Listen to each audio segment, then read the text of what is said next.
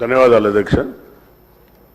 గత నెల జరిగిన మోంతా తుఫాన్ వల్ల అధ్యక్ష మనందరికీ తెలుసు, కాకతీయుల కట్టిన మహానగరంలో ఆ నగరంలో కట్టిన గొలుసు చెరువుల ద్వారా వచ్చిన ఆ యొక్క వాటర్ వల్ల చాలా కాలనీలన్నీ కూడా జలమయమైన అధ్యక్ష.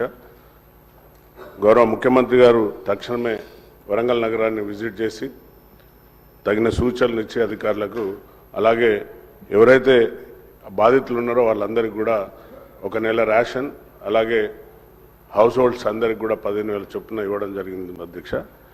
అలాగే మరణించిన వారికి కూడా 5 లక్షలు ఇవ్వడం మేము మా తరఫున మరి వర్ధనపేట నియోజక తరఫు నుండి కూడా ధన్యవాదాలు తెలుపుతున్నాను అధ్యక్ష. ముఖ్యంగా అక్కడ గోపాల్పూర్ చెరువు అని ఉంటుంది అధ్యక్ష.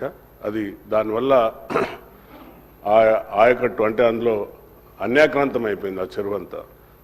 గత 10 సంవత్సరాలలో ఆ చెరువు యొక్క రూపురేఖలు మారిపోయి ఆ వచ్చిన వరద వల్ల ఆ చెరువు కట్ట తెగి వివేక్ నగర్ కాలనీ అని ఉంటుంది అధ్యక్ష, చెరువు కట్ట కిందనే. అది మొత్తం కూడా పాపం ఉద్యోగస్తులందరూ కూడా ఎంతో కష్టపడి సంపాదించిన డబ్బుతో కట్టుకున్న వారి హౌస్ హోల్డ్స్ అన్నీ కూడా సుమారుగా ఒక్కొక్కరికి 15 లక్షలు, 20 లక్షలు, 25 లక్షలు ఒక్కొక్కరికి నష్టం జరిగింది అధ్యక్ష.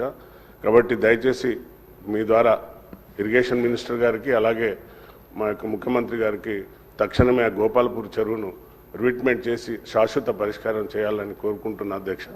రెండో విషయం, సభ్యుడు మాట్లాడుతూ బాంబులతో పేల్చేస్తున్నారని అసత్య ప్రచారాలు ఇక్కడ కూడా మాట్లాడడం సిగ్గుచేట అధ్యక్ష.